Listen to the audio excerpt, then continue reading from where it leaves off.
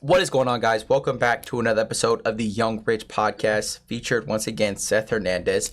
Say what's up to the people, my boy. Hey, how you guys doing?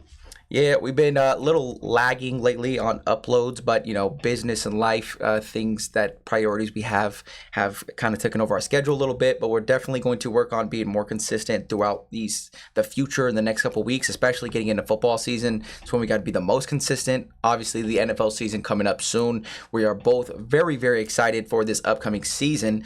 But today we will be discussing Week One predictions. We'll go through our Week One predictions for this week. We will talk about the best players after Week One. We will be discussing one player who's going to break out through Week One and one player who's going to disappoint Week One, right? And then we'll be discussing our favorite rookies, our projections for our favorite rookies after Week One going into the rest of the year. And then to close it off, we will be discussing a couple of the key extensions this upcoming offseason, this last couple of weeks during the preseason with AJ Terrell, Ceedee Lamb, Brandon Aiyuk, and the whole Brock Purdy situation again.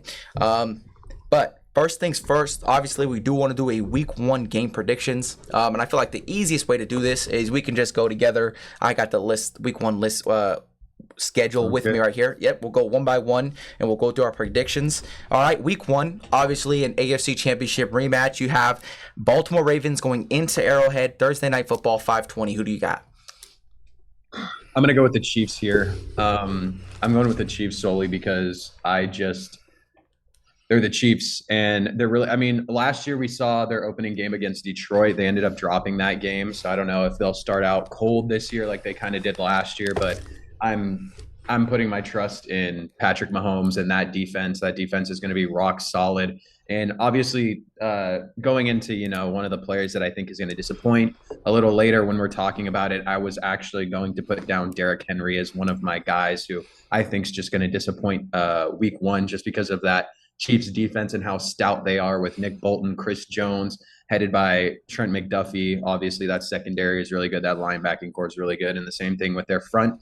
They're going to be an exciting defense to watch. And I think Mahomes is going to have a lot of fun slinging the ball against the Ravens. That secondary for me is a little bit suspect besides Kyle Hamilton, who's obviously not known for his coverage skills, more so his run support. And then Marlon Humphrey. Outside of those two guys, I don't really see anyone else in the secondary.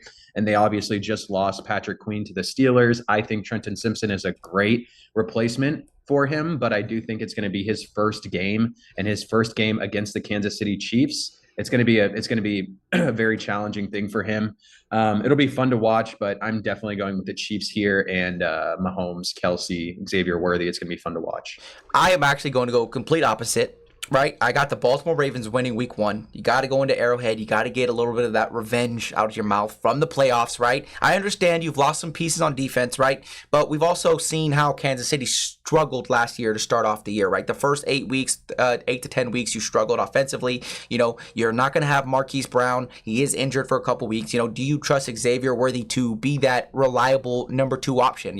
Rashid Rice, I'm not even sure if he's going to be playing Week 1. I'm not sure if he's going to get suspended or not. So we'll still see how that all plays out. But I'm actually the complete opposite. I think Derrick Henry is going to have a phenomenal first game, right? Because you pair him alongside a guy like Lamar Jackson, a guy like, you still have Mark Andrews, you still have Zay Flowers, you have a great offensive line. And I think the fact that this year, picking up Derrick Henry is a sign that you want to run the ball. You want to come out here and be a hard-nosed team, get back to your roots of the Baltimore Ravens as an organization. And I think that's exactly what they're going to do Week 1.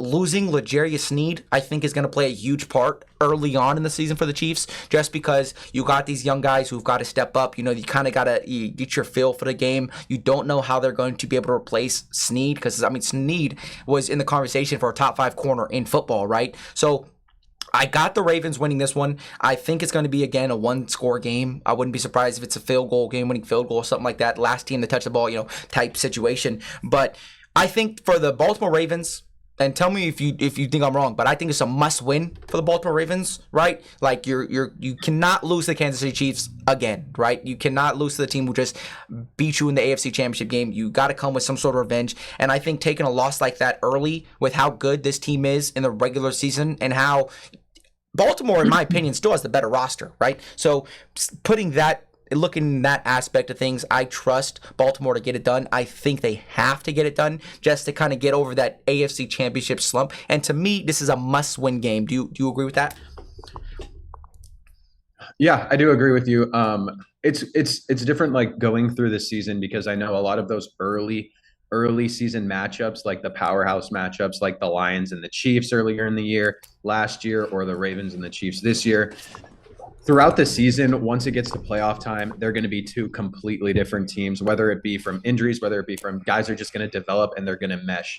A lot of people, it depends if you start out the season hot, if you start out the season cold, however it may be. These two teams are not going to be the same when they eventually see each other again. Do I see them maybe seeing each other again in the playoffs? Absolutely. Um, I think though, if the Ravens do win this game, it's definitely going to turn a lot of heads, a lot of heads if they win this game. And I think that if the Chiefs necessarily lose this game, I think it would also turn heads to people who maybe think that this Chiefs team isn't going to be able to repeat. And one you did point out a really good point that their secondary outside of Trent McDuffie is a little suspicious with Justin Reed, Brian Cook, and I think their number two guy is Joshua Williams, who's like a random. But I mean, they've got Karloftis, who stepped up very, very well in the playoffs as their DN. They've got Chris Jones, obviously, who's one of the best defensive tackles, probably the best defensive tackle in the NFL right now after Aaron Donald retired. They've got Nick Bolton, who, in my opinion, is a top 5 middle linebacker in the NFL. They've got Felix Uzoma, who I think is going to take a step up this year.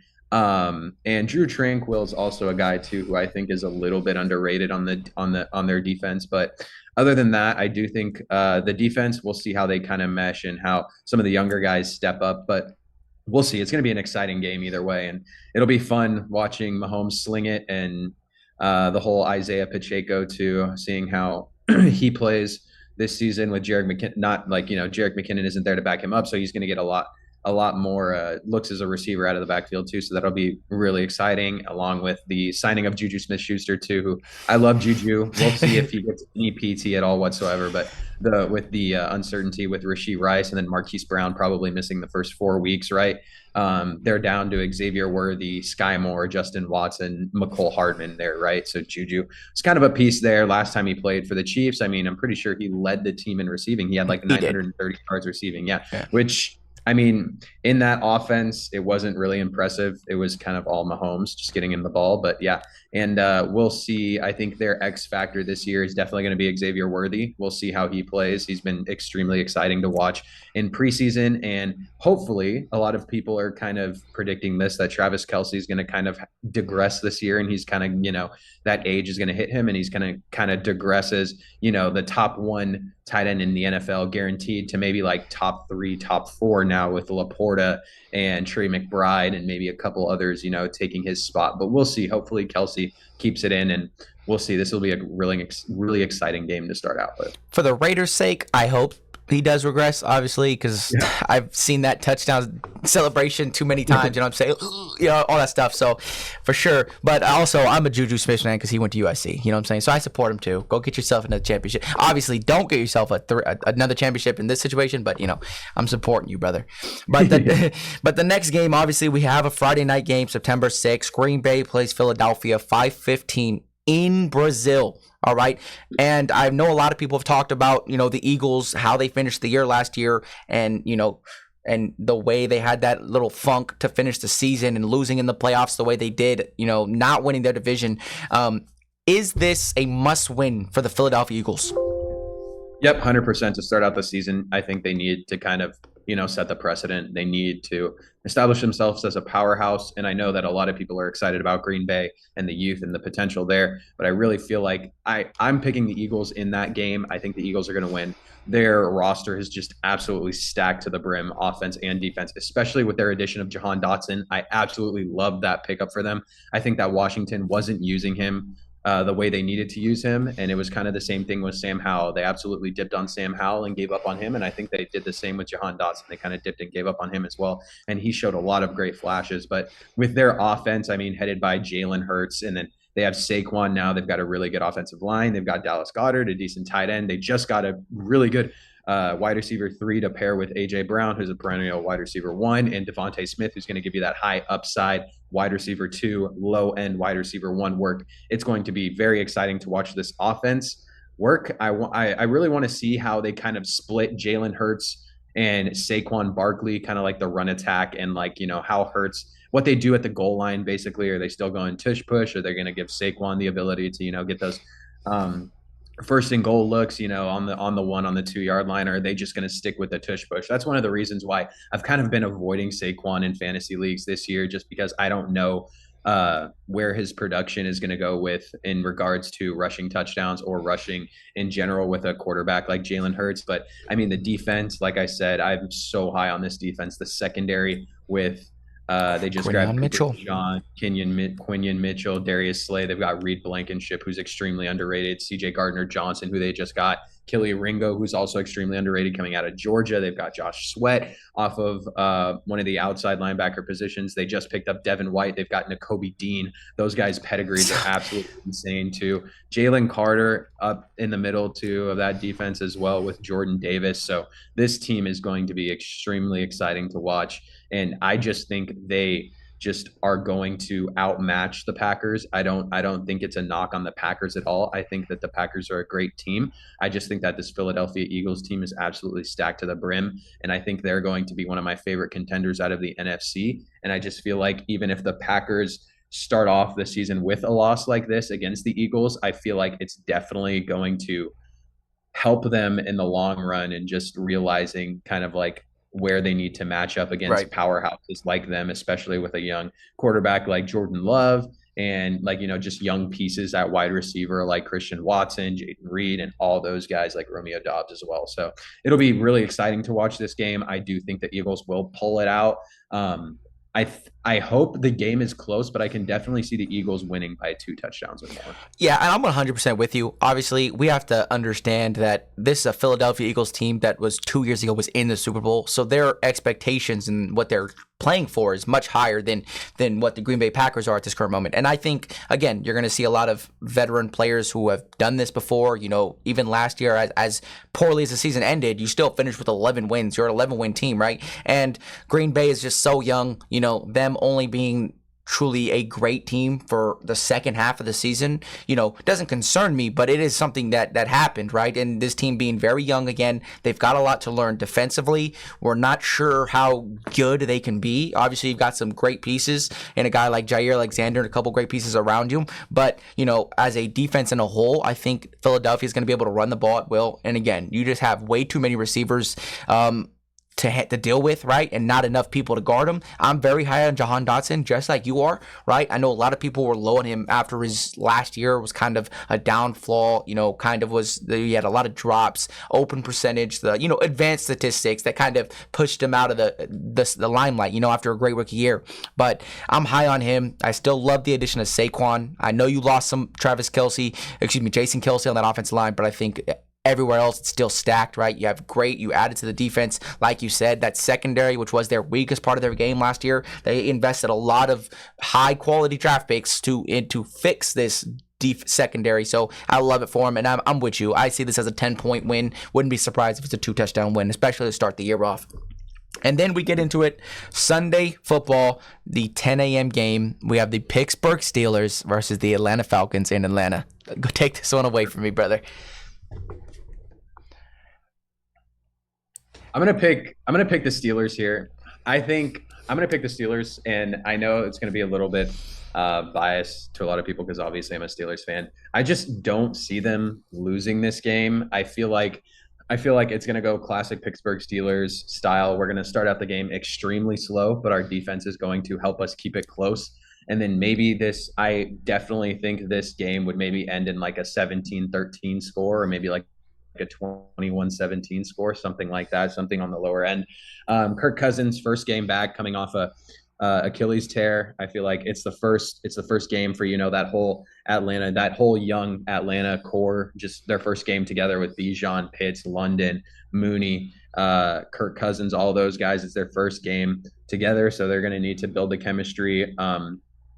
The only reason why I would say that the Steelers win this game is just because I think they eke it out just because of their defense. Maybe there's like a turnover and there's good field position or something like that. The Steelers will maybe put down one good, maybe 2 good drives to score a touchdown. If they score, I think, at least 17 points this game, 17 to 20 points, I think they win the game. Now, if the defense does not hold the Falcons to under 20 points, I think the Steelers lose this game. I don't see the Steelers coming out and scoring more than 3 touchdowns this game. I don't. I have no confidence in Russell Wilson. I have no confidence in this offensive line after the preseason. I have minimal confidence in Najee Harris just because, I mean, he did okay in the preseason, but Jalen Warren, I don't think he's going to play because he had a hamstring issue and he hurt his hamstring. I don't know if he'll play this week. George Pickens, he'll eat.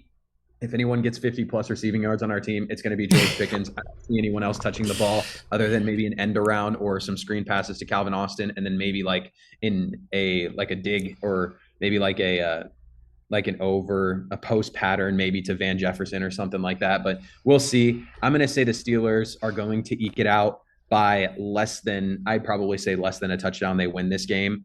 And I think it'll be a very boring but exciting game in the end when it comes to the second half. So, yeah, and I agree with you on the fact that being obviously Steelers going to come play some great defense. How many points can you score is a question. Like, how great can this defense be really is going to lead to how many wins you get throughout this year, But at the same time, the Atlanta Falcons, I understand Kirk Cousins is coming off an injury. You've got to get everyone to mesh well and get some chemistry going. But they did just draft Michael Penix. Michael Penix went out there for a preseason game and looked absolutely solid, right? I get it. I get it was preseason, but I was high on it. I loved what I seen from him through the preseason. And listen, you've seen Bijan Robinson, Kyle Pitts, all these guys we're talking about.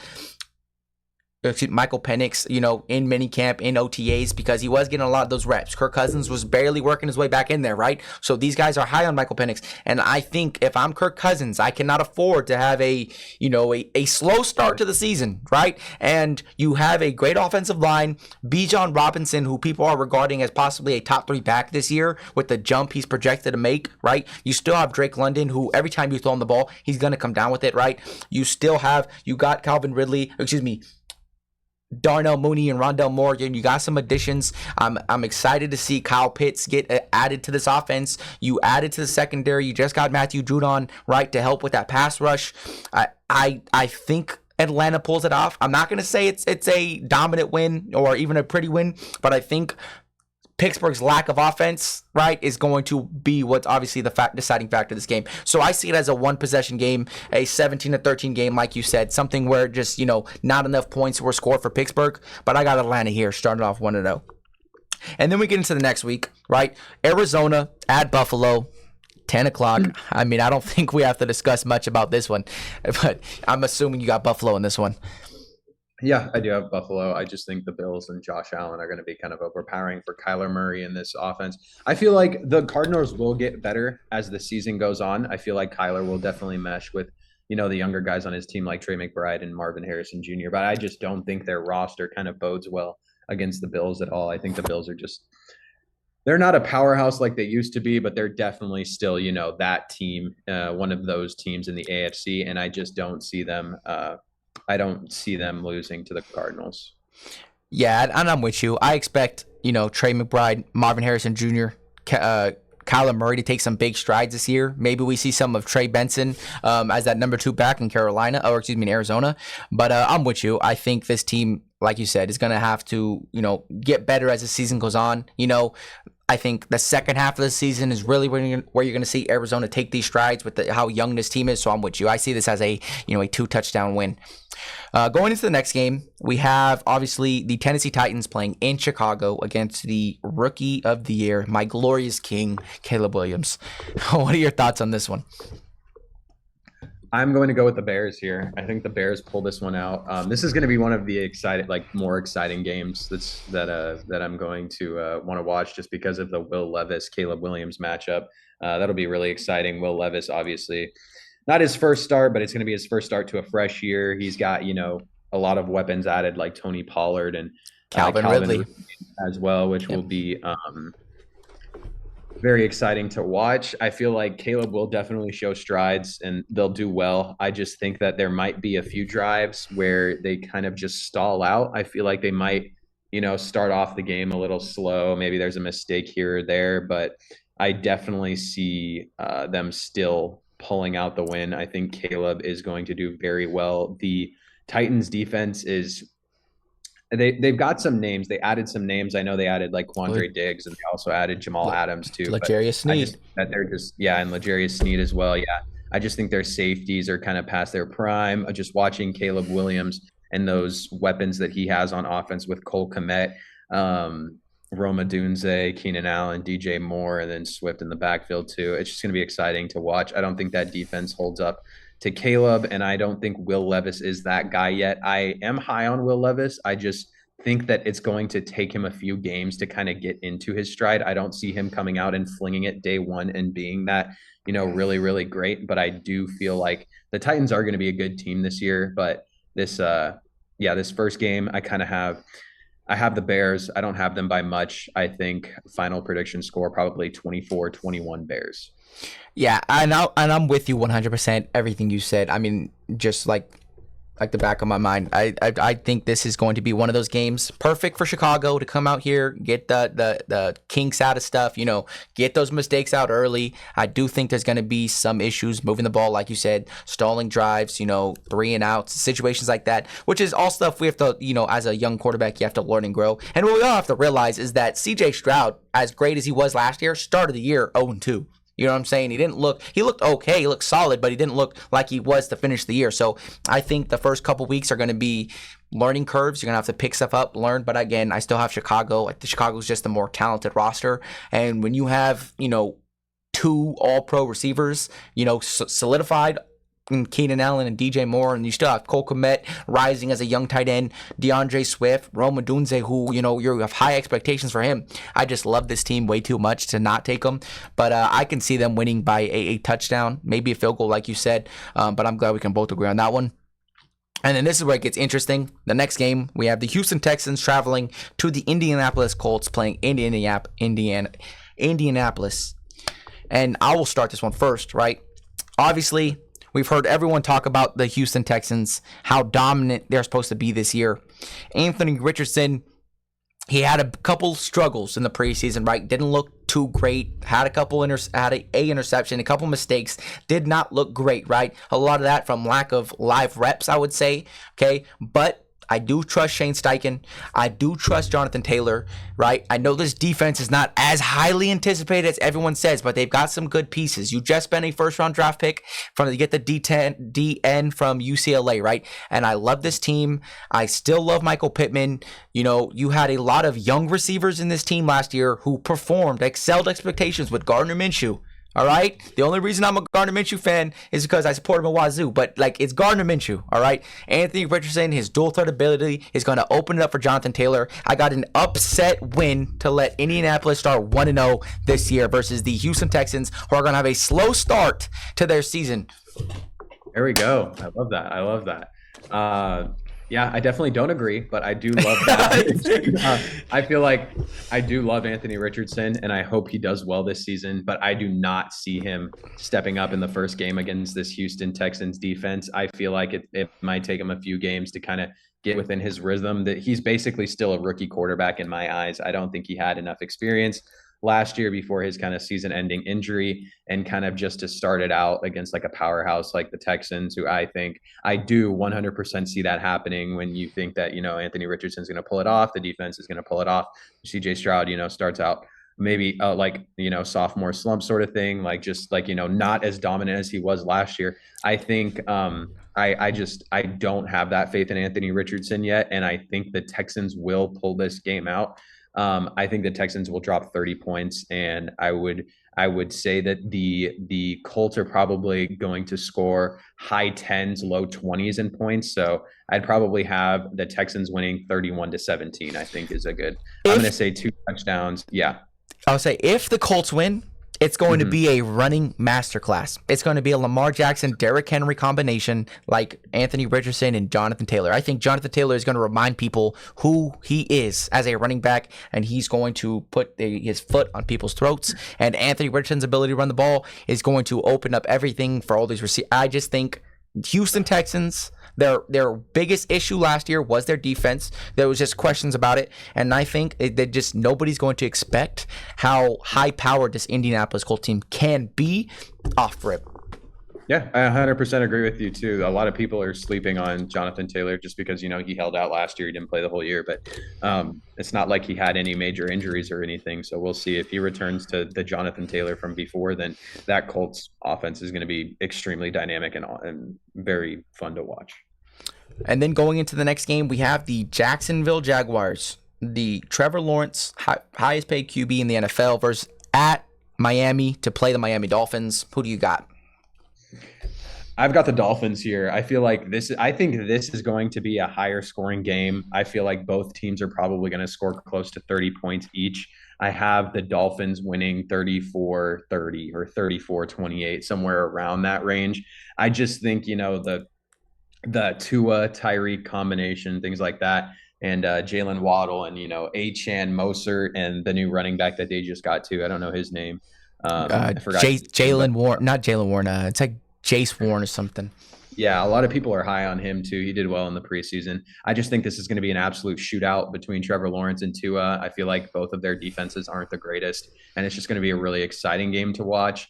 I just think the Dolphins are going to pull it out just because they have a more high-powered offense, in my opinion, than the Jacksonville Jaguars. And I think the Jaguars secondary outside of Tyson Campbell isn't the greatest. They paid Tyson Campbell obviously a lot of money, even though he's never made it to a Pro Bowl. I feel like Tyson Campbell was one of those very underrated guys coming out of college, and also like just playing in general. I thought he was extremely underrated, but the Jaguars paid him like a corner, like a number one corner. Like they gave him a bag. So obviously now he has to produce. He can't be underrated anymore. He needs to be that guy now. So we'll see. Their defense is pretty decent. I mean, they got Josh Allen. What's his name now? Josh Allen Hines or Josh Hines Allen. Yeah. Whatever it is now that he's a menace. He is a menace. And he'll kind of set the focal point for just the whole game in general. But I have this as kind of like a high scoring affair and kind of a shootout. And I have the Dolphins winning by maybe a touchdown. I disagree, right? I understand the whole reasoning for it. You have Miami, you have Tua playing in the heat at home, right? With all his brand new weapons, fresh off a healthy offseason. Everyone's going to be healthy. But I got Jacksonville Jaguars here, right? This is the year for Trevor Lawrence to prove that he is who everybody says he is, right? His projections and how great of a QB he can become finally turns into reality. This is his time. There is no more. You just got paid like the highest quarterback in the NFL. You have to come out here and deliver, right? And I understand he was 8-3 before the season. He got hurt last year and they kind of fell off, but this is the year to prove he is the Trevor Lawrence that everybody expected him to be coming out of Clemson, winning a national championship. Gatorade High School Player of the Year. Everyone, he's been highly regarded since he came out of high school, and this is the year for him to finally, be dominant. I'm not saying you have to win your division because you're again in the same division as CJ Stroud, but be out here, be dominant, go out here and perform. And against a team with a lackluster defense, I'm not too high on Miami's defensively, right? You've got some great pieces, but I'm not that high, and I think they're going to come out here and shock some people. And Trevor Lawrence is going to lead the way and finally prove that he is the QB we all thought he was. I like that. Yeah. And then going into the next game, we have Carolina playing against the New Orleans Saints. Year 2 of Bryce Young, new head coach, Dave Canales. Let me know what you think. I want to go with the Panthers here, but I'm going with the Saints. I love the Saints. I just really, really like the Saints with Olave. Kamara is one of my favorite running backs in the NFL. And then Chase Young is obviously going to make his debut for New Orleans. I feel like that New Orleans defense is very, very slept on. And I feel like they're going to pull this game out. Do I see the Panthers winning? Yes, 100%. It'll be exciting watching Deontay Johnson play his first game for the Panthers and just seeing Bryce Young in his second year. I feel like he's going to make extreme strides this year. I think he's going to be a completely different quarterback this year. But I think that Saints defense to kind of start out the year, they're very, very good. We'll see how the Saints quarterback situation, unfolds with Derek Carr, and then what happens. Maybe Spencer Rattler gets some snaps eventually in the season. But I do have the Saints winning this, and I'd probably say I'm going to have the Saints winning like 25-20. I'll say 25-20. I think that's a good score. Yeah. And I'm with you 100%. This New Orleans defense, whenever I see a team go against New Orleans. I just remember how good they've always been defensively, even if the numbers don't always say that or they've had a struggle or a slump.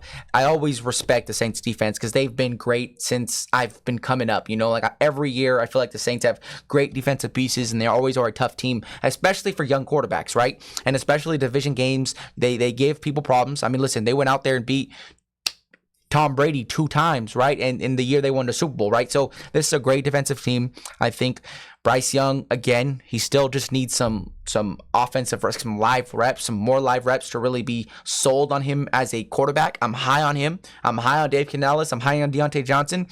Do I think they get it done week 1? No, I'm with you. I think this could be a low-scoring game for Carolina, but the rest of the season is going to be a great year for them. No, my only question with New Orleans is the quarterback play, like you said. Like, are we going to get the Derek Carr of last year, or are we going to get a 80% of Derek Carr MVP Raider season? I don't know what I'm going to get from Derek Carr, but you have too many weapons around you to not have some sort of success. And that's when that question comes around. You just drafted Spencer Rattler. You've heard a lot of people talk highly of Spencer Rattler in OTAs, in preseason. So, we'll see how it goes. But I got the New Orleans Saints winning by 10 points at least. And then going into the next game, we have the Minnesota Vikings with Sam Darnold at QB versus the New York Giants and the greatest quarterback of all time, Daniel Jones, in New York. So go ahead, give me your prediction. I'm gonna go with the Giants. I feel like I really wanted to go the Vikings like a week ago.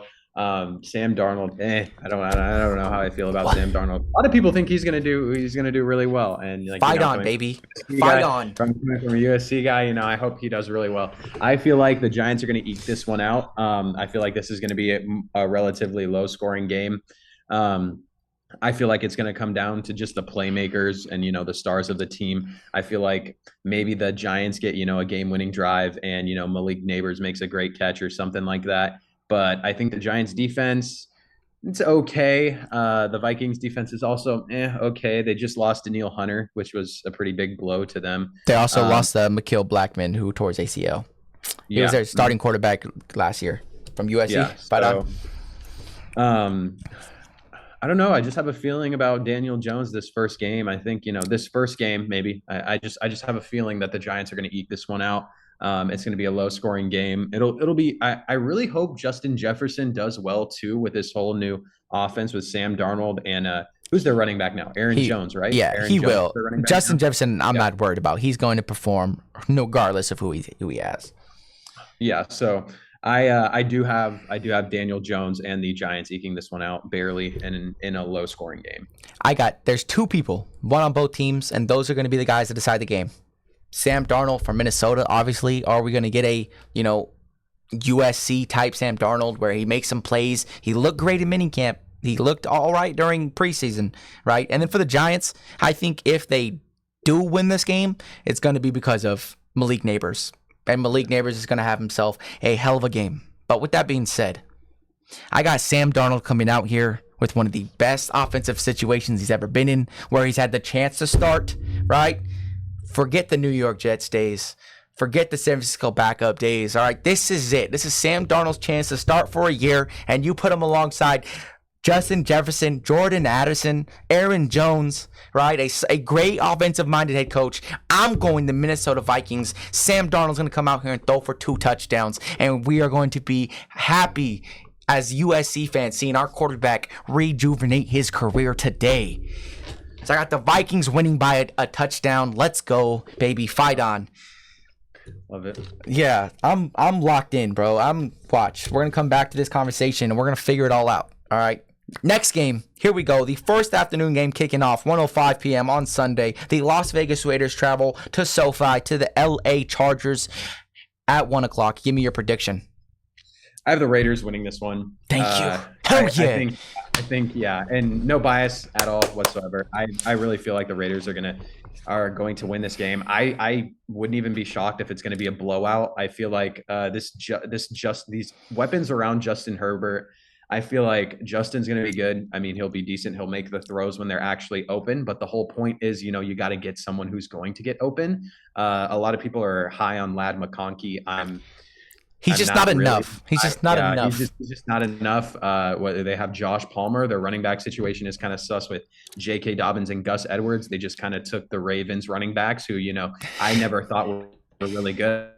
Just thought for them to be good in that offensive line. But this Chargers team, I see absolutely imploding week 1 or 2. I love Harbaugh. I think this team has a great future with Justin Herbert as that quarterback franchise cornerstone. But I do see them absolutely just imploding week 1 and getting absolutely destroyed by this Raiders defense, headed by Max Crosby and everyone else just on that team. I feel like this could be a potential blowout, just like that game that led to Brandon Staley getting absolutely fired. So yeah, I feel like that's just how it's going to go. I feel like the Raiders, maybe they don't score that many points, but I don't think it will really matter. I don't see Justin Herbert and the Chargers scoring more than 20 points here. And I feel like the Raiders will at least score at least 2 touchdowns and a couple field goals, or maybe 3 touchdowns or more. So I see the Raiders winning this one. My prediction for this game is 31-20. And you already know who I'm going to go with. But before I get into my why we're going to go in there and ruin some people's feelings that Sunday, how do you feel about the Chargers defense? Because obviously last year, the highest paid defense in the league, Jim Harbaugh, defensive guy, what are your expectations for the defense? Because I think you kind of got the back end of things like Bosa. I don't necessarily would say he's in his prime of when he was, a couple years younger. Khalil Mack, he had 7 sacks against us last year, and that was basically half his sacks of the season. So, how do we feel about this defense? Their 2 main guys besides Derwin James are older. I don't think they're going to produce like they did last year. I 100% know for a fact Khalil Mack is not going to produce like he did last year. Like you said, he had that one massive game, and then a lot of his sacks, I feel like just watching over film before, were a lot of cleanup sacks. I love Khalil Mack. I just know that he's kind of on the back end of his career and he's getting a lot older. Same thing with Joey Bosa and his injury, his kind of, he just has that injury bug. Same thing with Derwin James. I feel like Derwin James has taken that, step back since, he was considered the best safety in the NFL. I feel like he's definitely taken a step back since then. And we'll see. I feel like he's been just, a run support safety as of recently. And that might be because the defense just wasn't great last year and he had to step up. That was kind of the same thing with Minkah Fitzpatrick, how he had a down year last year. And, you can see the difference between Derwin James and Minkah Fitzpatrick's stats in years where the secondary is good and the secondary is bad, or the linebacking core is good and the linebacking core is bad, because guys like Minkah Fitzpatrick and Derwin James are put into the box and they're forced to play, that hybrid linebacker role, which kind of results in them having a lot more tackles on the season and a lot less interceptions and picks and turnovers, which was, one of Minkah's problems the last couple seasons, where you see a huge inflation in their tackles, but their interceptions go down by a crazy amount. Just like I think that happened with Derwin James. I really like Asante Samuel Jr., one of their corners. I don't think outside of him, Christian Fulton, I do not think is very great. I know they picked up Elijah Molden to kind of maybe be one of their safeties. I don't know who their other safety is. Their linebacking core, they lost Kenneth Murray. I actually really liked Kenneth Murray. So did I. Their linebackers are kind of no names outside of Khalil Mack and Joey Bosa. But other than that, I think the defense is really, really sus. Yeah. And they also have Bud Dupree too. I forgot they have Bud Dupree. I don't think, I think his glory days were, on the other side of TJ Watt. And I feel like TJ Watt was definitely opening it up for him, because after he had that monster season and he signed with the Titans, he kind of just dropped off from there. So I don't think this Chargers defense is something that, should be worried about. And it sucks because I loved Derwin James since he came out of FSU, what he was able to do. I just loved the way he was able to guard, right? And especially earlier in his career when he had the opportunity to do so.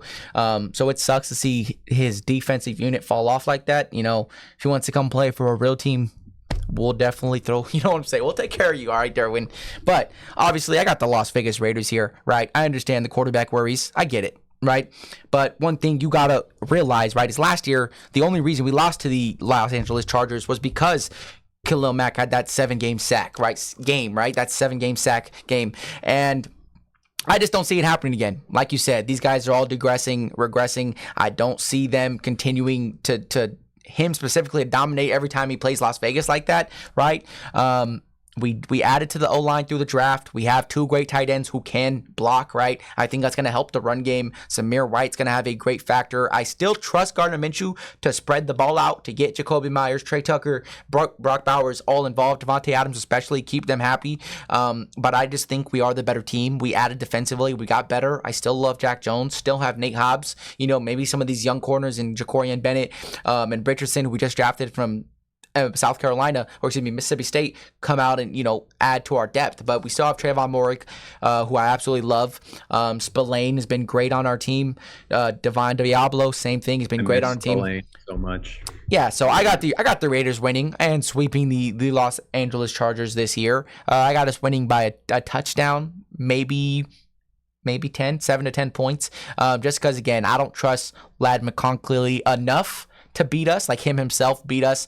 And when you have no, true weapons, we've seen what happened with Bryce Young and other teams and other quarterbacks. So I got the Raiders here. Going on to the next game, we have the possible Rookie of the Year candidate, the next Drew Brees. We have the Denver Broncos playing the Seattle Seahawks in Seattle. Give me your thoughts on this one. I think the this is my first kind of upset. I feel like that I have the Broncos and Bo Nix winning. I feel like it's going to be an upset. I'm really excited about Bo Nix. He just looked so good and so poised in the preseason. Obviously, we take preseason with a grain of salt after, watching Kenny Pickett's preseason last year. But I really think that Bo Nix and the Broncos are going to eke out this game and win, maybe by a touchdown or it'll all depend on how the Seahawks offense does, obviously, against that Broncos defense. I don't think the Broncos defense is anything special whatsoever. And that Seahawks offense is going to be pretty exciting with DK Metcalf and JSN and K9. They have Geno Smith at quarterback, who I'm kind of on. Sam Howell, I'm kind of higher Don't up forget on. about that Seattle secondary. Seattle secondary. Yeah. Seattle's secondary is pretty good. I'm really high on Bo Nix. I'm excited for him. And I think that it is a lot of pressure to put on him, but I do think they win this game. And I feel like it opens up a hype train for Bo Nix, and I feel like everyone's going to jump on the train. Yeah. And I'm kind of leaning with you because Bo Nix, his preseason wasn't just good or great. It was just everything you asked of a starting quarterback, he did. Got rid of the ball on time, gave his players chances. He was moving the ball, right? I think he had 6 drives and he scored on 5 out of 6 was the number, which is the best out of all the rookie quarterbacks who played that this preseason. So I liked what I seen from him. I still think the weapons around him have more of there's potential to be solid players. I think they're these last 2 years with Russell Wilson have kind of hurt them, or last year with Russell Wilson kind of hurt them in their stock. But I think they still have potential to be good. I think Geno Smith, as much as I love Geno Smith, since that year he made the playoffs, he has just he's got worse last year, got a little injured, right? And I just think he's going to continue to slide a little bit. He's at that age where I just don't know if he can give you that same year when you guys made the playoffs. You brought in JSN, and this is when it comes into, right, why am I blanking right now? Geno Smith to be the bridge guy, right? You try to find a guy who can come in and fill that quarterback situation when his contract is up. And I am so high on Sam Howell to be that guy. I think Sam Howell, you put him in a better situation, better offensive line, right? I liked what he did in Washington. He just had one of the worst lines in football. So I think that's when you start hearing questions about maybe Sam Howell, he's looking good, maybe he deserves a chance halfway through the season. But I am lower on Seattle offensively. So I got the Denver Broncos scratching out a win here, whether it's a 1-score game, 10-point game. I see Broncos hashing this one out. Then getting into the next game, we have the Dallas Cowboys, America's team, fuck America's team, versus the Cleveland Browns in Cleveland. Go ahead, take this one away.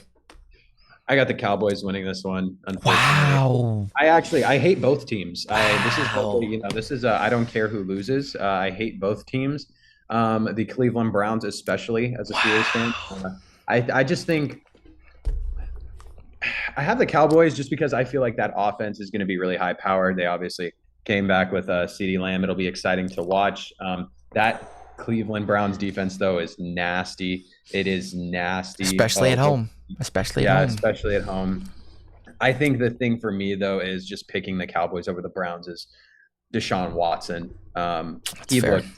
he looked pretty bad during the preseason and just OTAs in general. Everyone was just calling for his head already, and they restructured his contract as well. They were talking about that, but I feel like, I mean, like the potential is there. If Deshaun Watson goes back to that Texans Deshaun Watson, they beat the Cowboys pretty easily here, and they're Super Bowl contenders. If we see that 100%. Texans Deshaun Watson again, and I don't remember the last time we had a full healthy season of Deshaun Watson. I think this is the first time on the contract where we're going to see a full healthy Deshaun Watson with, they just grabbed, who did they bring in? They brought Jerry Jeudy in, right? So he'll have Jerry Jeudy, he'll have Amari Cooper, who I think is very, very, very good for how old he is. I love Amari Cooper so much. They've got David Njoku, who's one of the top tight ends in football as well. They'll get Nick Chubb back, but I think Jerome Ford is more than serviceable for them. I think that the Browns defense is the best in football, if not, top 2, top 3. But it's all going to amount to Deshaun Watson and how he does with this offense, because like I said, last year, the games that he did play was very, very underwhelming. He didn't play really great teams either. I know he played the Steelers and he didn't play well against the Steelers, and I thought he was going to absolutely kill us. But I have the Cowboys winning this game, but I do feel like if Watson does play even like if he plays 2/3 as good as he was in Houston, they will win this game 100%. But I do have the Cowboys eking this one out. I feel like Dak is going to have a really good game. I feel like Ceedee Lamb is going to have a decent game, and I see Jake Ferguson catching at least 2 touchdowns. I'm not mad at it, but I'm unfortunately we're on opposite sides here. I do have Cleveland hashing it out. All the same issues with Deshaun Watson. I agree. I was a big fan of him. At one point, I said he was better than Patrick Mahomes the year they blew the 28-point lead in the playoffs. But there's just not enough weapons around in Dallas. Ceedee Lamb's been holding out. How ready will he be by week 1? You know what I'm saying? Going against a great defense like Cleveland, you lost pieces on that O-line. Outside of Jake Ferguson, who's really your wide receiver too. You know what I'm saying? You're banking on Brandon Cooks to be, a prime Brandon Cooks who can give you 1,000 yards and anywhere he's put in. And then running back play. Like, I just don't trust Ezekiel Elliott. Deuce Vaughn may be their most highly touted running back in that running back room after what he did in the preseason. Go Dowdle. You know what I'm saying? So if one of these running backs can give Dak Prescott some solid production, I like this team a lot more. Because that's something Dak Prescott is better with when you have a solid run game. It takes some pressure off him having to make so many throws with his arms. But I have to go with Cleveland here. Although they don't have Nick Chubb, they have Deshaun Watson at quarterback. I still like this defense too much, and I like the receivers around Deshaun Watson. David Njoku, Amari Cooper. I'm not too high on Jerry Jeudy, right? But he's still a solid, he has I think it's a solid 2. Yeah, you know what I'm saying? Yeah, solid number 2 receiver. I love David Njoku. Jerome Ford, again, like you said, is serviceable. This team was in the playoffs last year, so I think this is a win for Cleveland defensively. I just think Dallas is not going to be able to score enough this time around, hot take, but I think that's what's going to happen week 1. Mm-hmm. And then getting into the next game, we have the Washington Commanders playing in Tampa Bay versus the Tampa Bay Buccaneers. Go ahead, take the lead on this one. I have the Commanders winning this. I love the Commanders. I love that offense. I love Jaden Daniels. I feel like he's going to have a breakout game 1. I feel like he's going to go ham. I feel like at least 60. I feel like 50 plus yards rushing, 220 plus yards passing, and then he'll have at least 2 touchdowns. I feel like himself, whether it's throwing or running the ball as well. With Austin Eckler, with Brian Robinson, that backfield, it's going to be exciting. Their wide receiver core after trading Jahan Dotson is but they still have Terry to work on, and that Buccaneers secondary, besides Antoine Winfield, is They got rid of Carlton Davis. I'm not really high on their defense in general. They lost Devin White as well. Baker Mayfield. He lost Dave Canales. Yeah. That's one of the big things. I feel like maybe, they'll do well. Maybe they'll do well. We'll see. It's really hard for me to believe that Baker will have the same year that he had last year. I feel like he'll regress to the Baker we knew from before. Maybe like Panthers Baker. I feel like, unfortunately. I wouldn't even say him regressing as like that much. Like, I don't think he's gonna like regress. The offense in general. Yeah, like the whole team in general is just not as good. You invested money into Baker Mayfield, so you lost some pieces. You had to pay Antoine Winfield last year, but Yeah, I'm with you though. Like I think the Washington Commanders have a better team or a team that I'm more high on, right? Jaden Daniels, I think he's one of the more pro ready guys coming out of college. Terry McLaurin, a very underrated receiver who I've been high on since his rookie year. I think he's going to absolutely. I wouldn't be surprised if he goes for.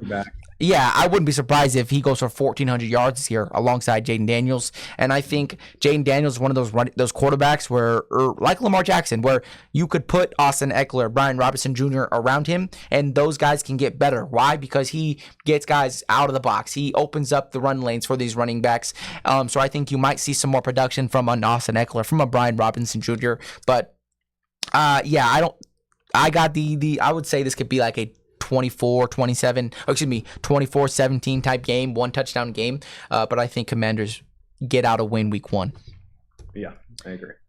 Going into the game, one of the NBC, right? The Sunday night game, we have the Los Angeles Rams, Super Bowl champions, going playoff rematch, going into Detroit, 5:20. Who do you got? I have the Lions winning this one at home. I love the Lions. You know, I think they were going to go as far as they did last year. 100% not. But I mean, Dan Campbell, I love him. I love that offense. I feel like Jahmyr Gibbs is going to make huge strides this year. Like we talked about before, I think the only question mark on that Lions offense for me is that wide receiver 2. I'm praying on Jameson Williams to do really well this year. Obviously, he was the 11th overall pick a couple of drafts ago. So I feel like with his pedigree, I feel like if he stays healthy, he obviously does not bet on any games. They'll be fine and dandy. I feel like I feel like another guy who's going to take huge strides is Aiden Hutchinson on that defense. I feel like he's going to take that step from. I feel like he was kind of in the middle of star and superstar last year. I feel 100%. like he had those games, but also sometimes he would be a little inconsistent some games. I feel like he takes that step to superstar this year and cements himself as a top 5 edge rusher in the NFL. Top 5? If he isn't already. Top 5? Top 5? Yeah, top 5? Like top That's 5. crazy. Top 5. Who? Okay, so let's think of 5 other guys. I have TJ, Miles, Bosa, Max, and then Hutch. You didn't say Parsons. Okay, so top 6. I feel like that's Hutch, a difference. Hutch, yeah, no, I guess, yeah, he's one off. Okay, that's fine because I see a lot of people high on him this year, as you should be, right? But I was on that same idea that sometimes in games I missed his presence. Like I felt like I didn't see him enough. But you know, young players, a lot of like Max Crosby was a late bloomer. You know, so I'm not worried about stuff like that. But I'm with you. I got the Detroit Lions here. The Detroit Lions at home is just a great team. I think they are my favorite to make it to the Super Bowl this year and win the NFC. So I'm with them 100%. I have faith in Jared Goff, Amon-Ra St. Brown, fight on. I said it then. He's an elite wide receiver. And I just think the Rams are still, I'm so high on the Rams. I got them being a possibly winning their division. You know, depending on what happens in San Francisco, making the playoffs 100%. But I think losing Aaron Donald week 1, you know, you've got to figure some stuff out. You invested a lot of draft capital defensively to that defensive line these last couple years. But I just need to, you know, it's going to take some time, a couple weeks to develop. I'm still high on the Rams, but I got the Detroit Lions coming out here and winning. I wouldn't be surprised if they win by 17 points-ish. You know, a kind of a ugly start to the season, especially for a young defense that just lost one of the greatest defensive players of all time. Yeah. And then going into it, Monday night, the 5th greatest quarterback of all time, some people say, Aaron Rodgers, will be playing the San Francisco 49ers Monday night, 5:20 at Levi Stadium. Brock Purdy, how are we feeling? Oh man, this game is so interesting. I don't know. I like every take. I feel like I can make a take for each team to win this game. I am going to go with the Jets here. Wow. I'm going to go with the Jets to beat the Niners. I feel like, I don't know, man, just the questions surrounding just like, you know, McCaffrey, how his injury is doing, how his health is. Obviously, I've heard that he's completely fine. He'll play game 1, things like that. You never know with any underlying anything. The whole drama with like, you know, Rodgers not wanting to play in the preseason and how the preseason is a waste of time, whatever. We'll see if they start out slow or whatever. But Jets offense is going to be dynamic. They have Brees Hall, they have Garrett Wilson, they have Aaron Rodgers now, who I think is still a little overrated. I feel like a lot of people are very excited about Aaron Rodgers coming back, but we have to realize that he has not been that Aaron Rodgers in a very long time. Well said. He obviously is coming off of also like an Achilles injury too, so that's pretty big. His plant foot, which is like a major thing. We'll see, like, if he kind of has a little bit of hesitation dropping back in the pocket and, the whole Aaron Rodgers scrambling and, being able to find something downfield while on the run and escaping the pocket. We'll see if he can still do that this year. But my main thing is that Jets defense. That Jets defense is stout. It is very good. And they're going to be, they're going to be a menace against this Niners offense. I love Brock Purdy. I pray for Brock Purdy's, progress and that he does super, super well against that defense. But I really do feel like after the Brandon Aiyuk signing, the Trent Williams holdout, we'll see if Trent plays. Trent doesn't play. That's just going to be another nail 100%. in the coffin for the Niners. I feel like we're going to see a regression in Brandon Aiyuk this year after getting that massive contract. There's kind of a little bit of a trend with guys who get massive contracts and then you see them kind of go down a bit, just like what happened with Deebo Samuel after he got that massive contract too. Could never stay on the field. Crazy season. Yeah, exactly. Since that crazy season, he's kind of just dropped down. Obviously, the Niners do have the tools to win this game. I don't know if Talanoa Hufanga is going to be back. I don't think he'll be back Not game yet. one for the Niners. Yeah, but we'll see. I can definitely see it going both ways. I don't think this is going to be a high-scoring game. I think it's two of the best defenses in the NFL, and I feel like the Jets are going to win this game 21-18. If, right, the Brandon Aiyuk thing, holding out, missing reps, causing a lot of drama, right, outside noise in that locker room, I think is going to play a big part, right? You coming in, you're getting paid, yada, yada, right? If Trent Williams does not play, 100% the San Francisco 49ers are not going to win.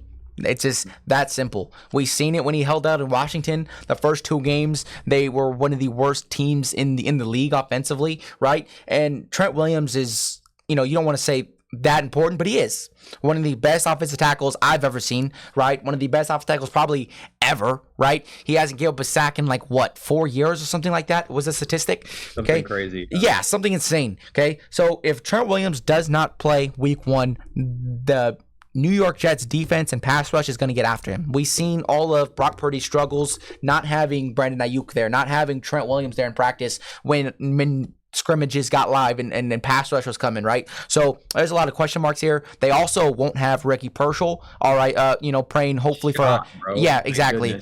Hopefully praying for a healthy recovery for him. Obviously, happening in San Francisco, Union Square, not too far from there. So that's crazy to hear, praying for him. So you're going to be missing a lot of key pieces. So we'll see how it goes. Do I trust the secondary to hold up against the New York Jets? Yeah, I could say that. I'm with you, a lower scoring game, because outside of Garrett Wilson, who really is gonna scare you as a route runner? But I got the New York Jets here. If Trent Williams plays, I got the San Francisco 49ers. But if not, then I'm putting my money and my marbles on the New York Jets to win. There you go. Yeah, huge upset. All right, getting in. Obviously, we did our week one predictions.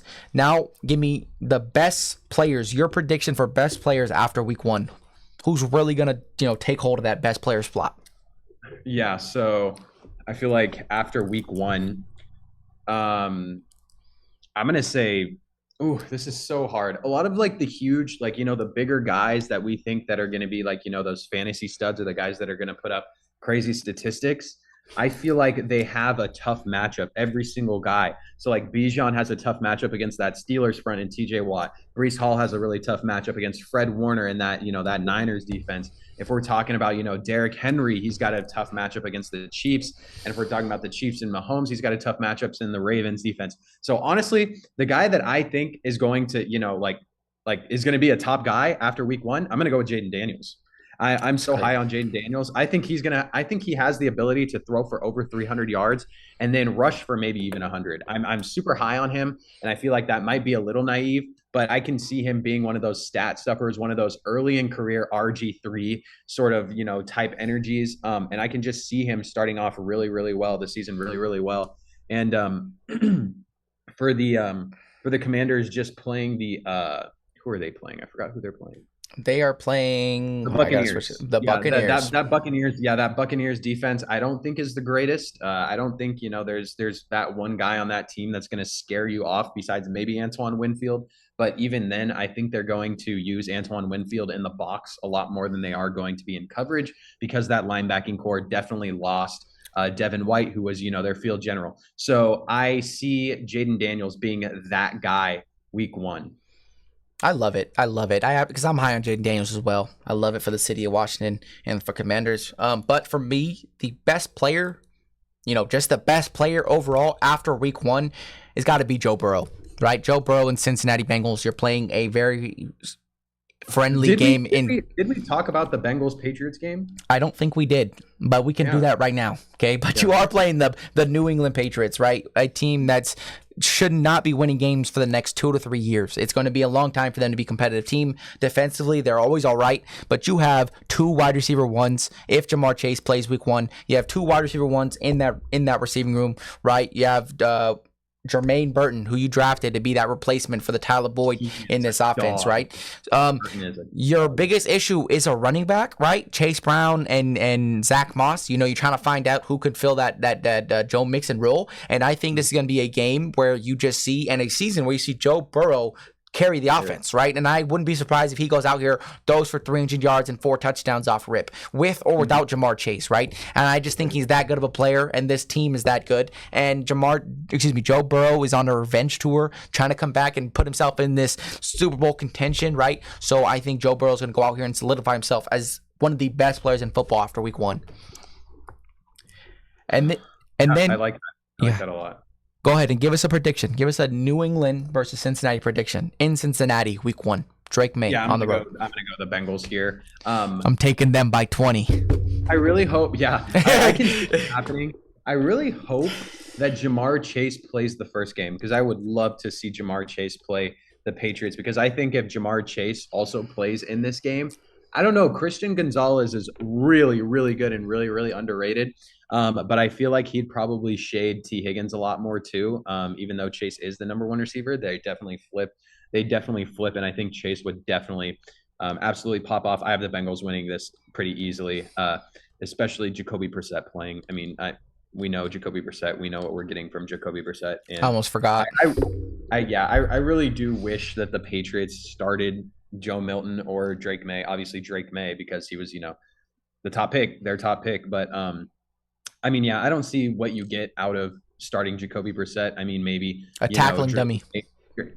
Maybe like Drake May and Joe Milton get to see a couple of regular season games before they start. But even then, like they're not learning anything from Jacoby Brissett. And a lot of these guys, you just got to throw them into the fire and let them figure it out. And the way they played in the preseason too, Drake May was stellar in the preseason. He played very, very well. He made up for the last UNC quarterback that I remember getting picked top 5 in Mitch Trubisky. So I know a lot of people were worried about Drake May, just another UNC QB getting picked that high, and with the nightmare that Mitch Trubisky was. But Drake May is not that guy. I really don't know why the Patriots didn't just go with Drake and just let him ride it out and see what happens. But I think the Bengals destroy the Patriots week 1. Okay, I'm with you. I don't even have to. Like I said, I got them by 20. If the spread is 21, I'm taking him at 21. This game should not be close. I definitely wish Drake May would start it off like you said, but it is what it is. We can't control that. We're not GMs for a reason, I guess. You know what I'm saying? Gerard Mayo is doing his thing out there. Okay, but now give me one player who you think is going to break out after week 1, and then one player who you think is going to disappoint. Yeah, so breakout. Besides Jaden Daniels, like I said, I'm gonna go with Malik Neighbors. I think Malik Neighbors is gonna break out week 1. I think he's gonna, kind of put his foot in the door and tell everyone how great of a receiver he actually is, especially because the Giants. I definitely see the Giants just force feeding him, man, because that Giants offense besides Malik Neighbors is nothing. They've got Devin Singletary at running back. They've got maybe Daniel Bellinger at tight end. They don't have any weapons besides him and maybe Jalen Hyatt, I guess you could say, is a weapon, or I think whatever Hodges is still there, but yeah, like you Hodges, said, just Wandale Robinson, Darius Slayton, all those randoms that they keep drafting year by year. But Malik Neighbors is that guy, like that actual, like perennial, like they're going to feed him the ball to try to win the game. And I'm really high on him. I think he will break out week one. Yeah, I'm excited to see him. and then I got two players. I got one easy one and then one not so easy one. But for number one, I got Bijan Robinson. Right, I think that's kind of given of how involved and how explosive he is as a running back, and how the new head coach wants to get him more involved in the pass game. So I think the and especially having Kirk Cousins, a more than capable quarterback to help everything else out for you, get your other receivers involved, get less people in the box. I think there's a lot of upside for him. But my kind of sleeper, dark horse, breakout player, I got Drake London. Right. He's been waiting his entire career for a elite quarterback. The year Devontae Smith got drafted, Devontae Smith won the Heisman. He was in the race, in the conversations for Heisman, Biletnikoff winner type receiver. And I think him having Kirk Cousins, you throw him, he's like a George Pickens type guy. You throw him the ball, you give him a chance, he's gonna make a play. He's done it his entire career. He's done it since he's been in Atlanta. And I think this is the year where Drake London really shows the world what he's about. I wouldn't be surprised if he goes for 1,100 yards, somewhere in that range. I think he's going to have a great monster season, especially be a huge threat in the red zone. So I got Drake London here. And then when we talk about disappointments, my disappointment, it was either going to be Derek Carr or Geno Smith, because I think Geno Smith is going to take a bit of a regression. But I'm going to stick with Derek Carr here, because Derek Carr was absolutely dog water last year. And for a guy that tried to defend him for so long when he was in Vegas, a lot of people said that we hurt Derek Carr more than he hurt us, right? This just shows how truly bad Derek Carr is. And he's going to go against the Carolina Panthers, who are projected to win 3.5 games this year. And he's going to struggle. And then you've already heard the Spencer Rattler talks and whispers about how great he's looked. And that's just going to get louder and louder and louder. And I wouldn't be surprised if by week 4 or 5, the New Orleans Saints are making a change at quarterback. Yeah, that's so funny that you picked Derek Carr, because my biggest disappointment that I think, not because of just him himself, but just the situation, is Chris Olave. That was one of my guys. I'm really high on Chris Olave. I love him just as a receiver. I think he's very, very good. He kind of reminds me also of like a Pickens, Drake London. I think he's a little bit of a better route runner, and he's a little smaller. He's had back-to-back 1,000-yard seasons. He had 1,100 yards last year. I feel like, though, a lot of his production came from just chucking it deep to him and just force feeding him the ball. And I feel like with the Saints quarterback situation, and I just think that he's going to regress. Maybe it won't be crazy. Maybe it'll still be 1,000-yarder season, but I know for a fact that a lot of people are waiting for Olave to take that next step and become a superstar receiver. But I don't see that happening with their quarterback situation. So that was one of the guys that I have as a disappointment. Not because of him himself and like depressing or anything, just because of his situation. And I could literally say the exact same thing for George Pickens. Oh, that sucks. Which is unfortunate. That is unfortunate. Ooh, yeah. Quarterbacks do that to you. It's offensive league. Okay, getting into the next topic of discussion, we're going to talk about rookie of the week. Your favorite rookies after week 1. Let me hear them. So week 1, I'm going to go with Malik. Week 1, I'm between Malik Neighbors and Jaden Daniels. I'm actually going to go with Jaden Daniels week 1. I feel like that's an easy pick. I could go Caleb, but I feel like that Caleb matchup is going to be closer than the Jaden matchup. I feel like Jaden's just going to go absolutely off. But yeah, I feel like week to week, it's definitely going to be between Jaden, Caleb, and Malik, maybe with a couple of extra guys, in there, maybe Ladd McConkey one week, or maybe, Brock another week. We'll see, but I definitely see Jaden week 1 with the matchup. Week 1, my rookie of the week, is going to be Brock Bowers, right?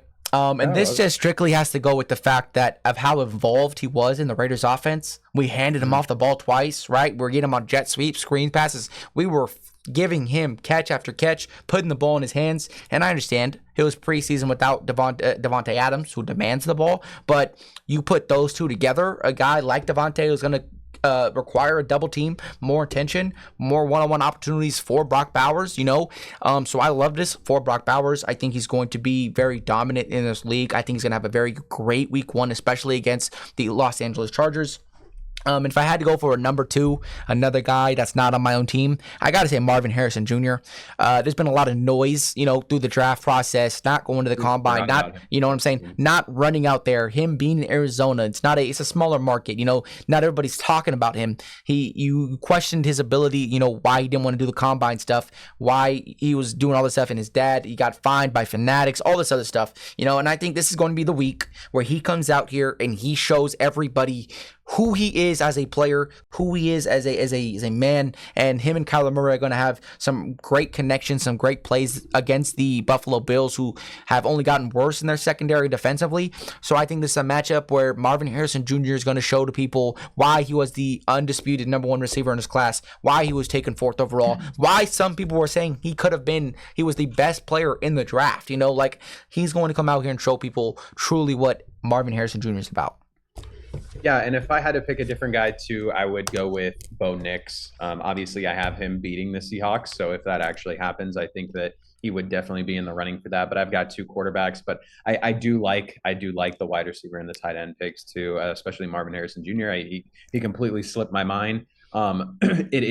I feel like it is a difficult situation. The situation he's getting put in with like a scrambling quarterback like Kyler Murray. I love Kyler Murray. I think he can throw the ball really well, but him going into that offense and obviously automatically being wide receiver one, he's going to be going up against corner ones on every single other team. And as a rookie, it's just going to be tough for him. He went against some really great corners in college, and obviously some powerhouse teams in college as well. I feel like just being a number one rookie wide receiver and just producing that fast, it's going to be difficult. I don't remember the last time that happened. Just year one, just being like, 1,000 yards. And, Jamar Chase.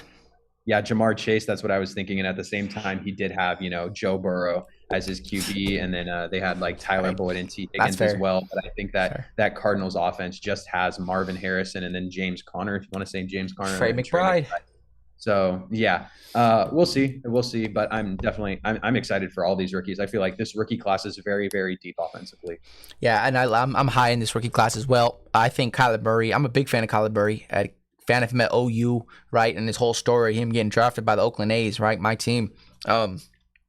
So I think he's going to get back to that playoff form, right? I'm not saying they're going to make the playoffs, but I think you're going to see a better version of Kyler Murray. You got a new head coach. You finally got a true number one receiver in his prime who you can develop with. You have a good tight end. You just got a Trey Benson who everyone's very high as a running back. So I like this team. You still have some good defensive pieces, so I'm very high on them going forward. But I did want to discuss some of the extensions that have occurred over the past couple weeks. We'll go with the most recent one in the second most recent one in AJ Terrell being extended for 4 years, $81 million, puts him at number 2 in the cornerback market. What are your thoughts on his extension? I love AJ Terrell. I think he's an absolute menace. He's very, very good. I don't think he should be the number 2 paid corner in the NFL. Overpay. Yeah, a little bit of an overpay, but I mean, with how rare, those lockdown corners are and those franchise cornerstones at corner are, and obviously those are really important to your secondary. I'm fine with them giving him that amount of money. He's been a guy that's been with them his whole career, and I'm really high on AJ Terrell. I feel like obviously Jairi definitely deserves number 1. AJ Terrell number 2. I feel like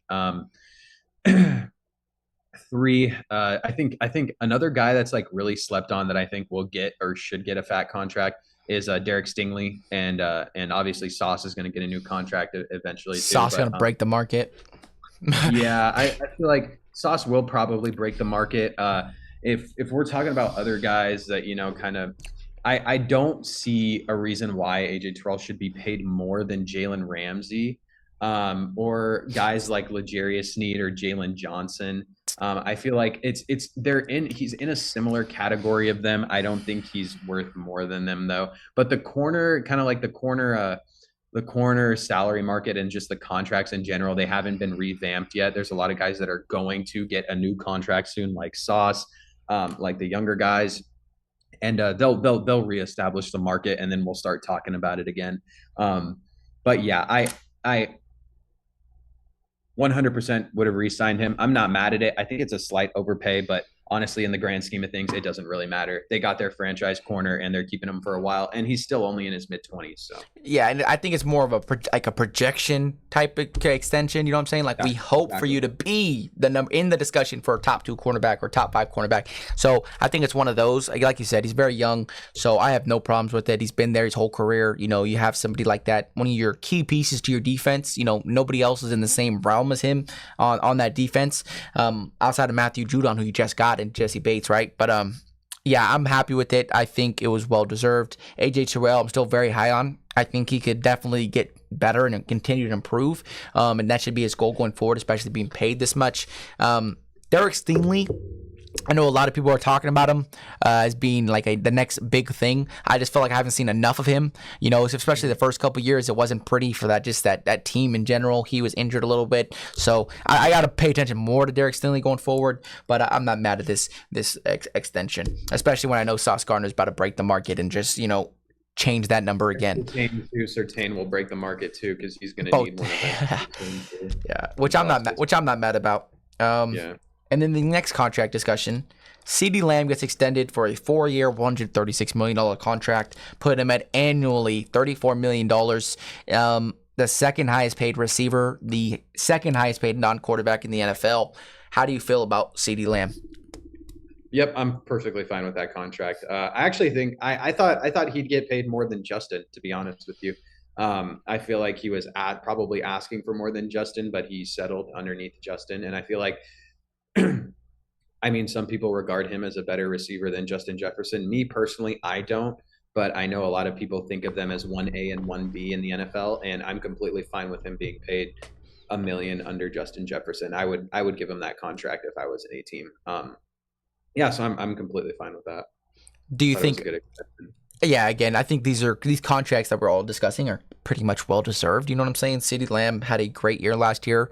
But the thing that was funny about the Ceedee Lamb contract was that Jamar Chase had reported to training camp. He had said he was going to be here for the rest of the week and not miss any more practices. Ceedee Lamb gets paid. The next day, Jamar Chase is now holding out again, right? So how do we feel about Jamar Chase, and what do you think? How do you think Jamar Chase should handle the situation, and how do you think the Cincinnati Bengals should approach the situation?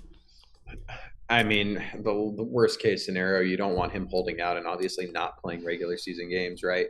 I really hope he doesn't have a diva attitude like that. That's kind of annoying. He still has 2 years on his contract. But I mean, if he were going to get paid, the Bengals are going to have to pay him like 33 at least. He's probably going to get like between the 33 and 36 range. Do I think he should be paid higher than Jefferson? No, but I mean, it's going to be within that range. And if the Bengals don't want to lose him and they have to pay him $1 million more per year just to keep him, I feel like they will do that. I don't see them letting Jamar Chase walk and then keeping T. Higgins. I feel like T. Higgins is a great high upside wide receiver too. I think he's a low end wide receiver one, and I feel like Jamar Chase is that high end wide receiver one that will I don't see him walking away from Joe Burrow. I don't see Joe Burrow letting the Bengals let Jamar Chase walk. So I feel like Chase, obviously with just the like holding out and like just the receivers doing that and guys doing that, they're doing that to kind of protect themselves from injury and things like that.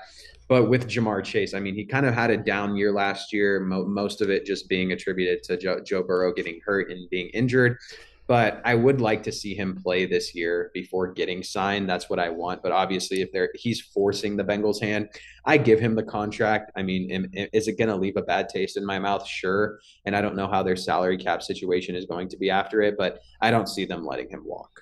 Yeah, and their salary cap situation, which is interesting about this whole situation, is that the only person they're paying more than $20 million going in the next year is Joe Burrow, right? Which has got that $55 million contract. So they have the money and the space to do it. But from what I've heard is that it just has to do with the ownership at Cincinnati. Cincinnati's ownership, they just have never always been very tight with their money, cheap when it comes to spending things. I mean, they paid Joe Burrow that contract and then apparently had to sell the rights to the stadium, of the name to the stadium, just to afford that contract. So they're very stingy with their money and don't like paying a lot of people. I think Joe Burrow, every big QB has their guy right next to him, right? Whether you have a top running back right next to you, Patrick Mahomes had Travis Kelce's whole career. Tom Brady's had Rob Gronkowski's whole career. So there's every quarterback needs their guy that they can trust, and most QBs have more success when they have a guy that they've developed chemistry with, have been with, especially someone in this specific certain circumstances. Played with each other in college. They won a national championship together. They've played with each other for a very, very long time, going on I think like 6-7 years now. So this chemistry is unlike anything else. And if I'm the Cincinnati Bengals, I'm finding a way to pay him, make him happy, because apparently he's only asking for a penny more than Ceedee Lamb, which to me is fine. If you want to be right at that number 2 spot with Ceedee Lamb, that works for me. And I see no problems with it. And then getting into the last contract extension, you have the Brandon Aiyuk contract extension, 4 years, $120 million, $30 million a year, right? He gets extended. Trent Williams is holding out, right? And then obviously we discuss the other graphic. Let me pull it up as we're going. But between Brandon Aiyuk, Nick Bosa, Deebo Samuel, Trent Williams, Javon Hargraves, Fred Warner, Christian McCaffrey, George Kittle, this whole team will, and including a potential $55 million contract extension in Brock Purdy, their annual salary cap will be $240 million going into next year. So how do we feel about this Brandon Aiyuk situation?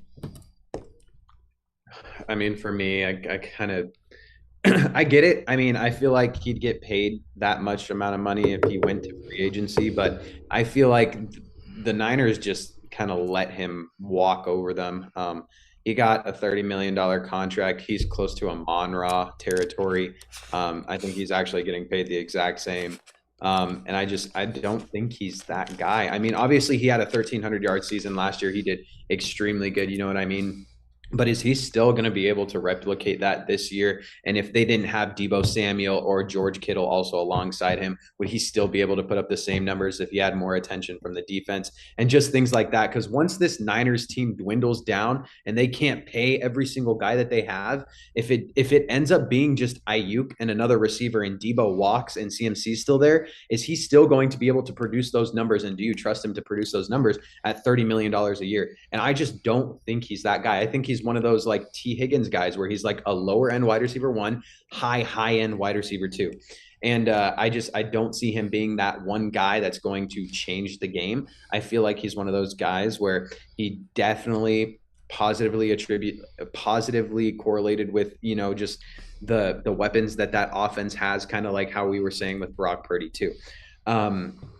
I feel like I would want him around the range of 26, 27 million-ish. I feel like that's probably his worth, around like the DJ Moore-ish. Even that's like pushing it a little bit, like the Cooper Kupp-ish DJ Moore. Obviously, I think he should be below Devontae Adams as well. I think Devontae Adams is around 29, 28 range, somewhere around there. But I think they overpaid him, and it's going to be interesting. Really hope he still replicates the season that he did before this year. But if he doesn't, and the Niners don't win the Super Bowl, obviously, and then they have to let guys go, is Aiyuk still going to be able to be that guy? And I don't think the answer is yes. That is, I mean, I don't know. It's a credible thought, you know what I'm saying? Because like you said, how much talent is invested around this team. If you lose a guy like Trent Williams, can you still produce? If you lose, Deebo Samuel for a couple weeks, or if you lose CMC and now you're the number one option, number one threat, there's a lot of question marks with the future of this team, but it's clear that they're all in. So for the sake that they're trying to win the Super Bowl right now, this year, before they have to pay Brock Purdy $55 million, $60 a year, I'm okay with it. Whatever they have to do to make it work in the years to come. Obviously, it's a different situation. I think things can go really bad really quick for this team with the injury history of the likes of CMC, right? You've had 2 healthy years, sure, but can you get a third? He's only getting older. You invested more money into him this offseason, right? Deebo Samuel. I mean, you've seen the record when he doesn't play, right? He gets hurt this year. You lose 3 games straight. You bounce back, you find a way to win. He gets hurt in the first playoff game. He gets hurt in the NFC Championship game, and then sits out, and then comes back in the Super Bowl. So there's a lot of questions about health to this team that I think the health is the biggest factor and question mark of this team. How healthy can these guys be? Trent Williams too, although he's been reliable, one of the best offensive tackles when it comes to availability and production, right? He's only getting older. So and then George Kittle as well. He plays through bumps and bruises and stuff like that, but he's only getting older. So when will the age really show? And so I don't know how to feel about this team this year. Obviously, I know how I feel deep down. It's fuck the 49ers every day I wake up. You know what I'm saying? But so I would it's going to be interesting to see how this all plays out. Again, I think this is the last, I've been saying this for the last 2 years, but somehow it always matters. This is the last real year to win a championship with the roster and the amount of depth you have, right? Ricky Pearsall, another guy who you drafted in the first round, right? And he has had 3 injuries before you even got to pads, you know what I'm saying? In training camp, in OTAs. So there's just a lot of concerns about this team, So I don't know. I don't know how to feel about this team. I get you had to pay Brandon Aiyuk to make him happy. Did you kind of, let Brandon Aiyuk, like you said, push you around and get paid and still maintain his spot on the team? Yes, but you also invested $240 million potentially next year, including Brock Purdy's future extension. So I don't know how this team is going to work in the future, but obviously it's going to be something we have to, keep in our rear view mirror and pay close attention to. But with that being said, that was the last topic of discussion for today's video. If you're watching this on YouTube, make sure to like, comment, and subscribe. Turn on post notifications. If you want to go check out the TikTok and go show us some love over there, the link will be in the description below. Seth's Twitter and Instagram link, if he has both of those, will be in the description below. Make sure to go follow it to show some support. If you listen to this on Apple Podcasts, Spotify, however you watch your podcast, make sure to follow the show, give it a 5-star rating as it helps the algorithm. And if you like the content, make sure to tell a friend and tell a friend to tell a friend. We out.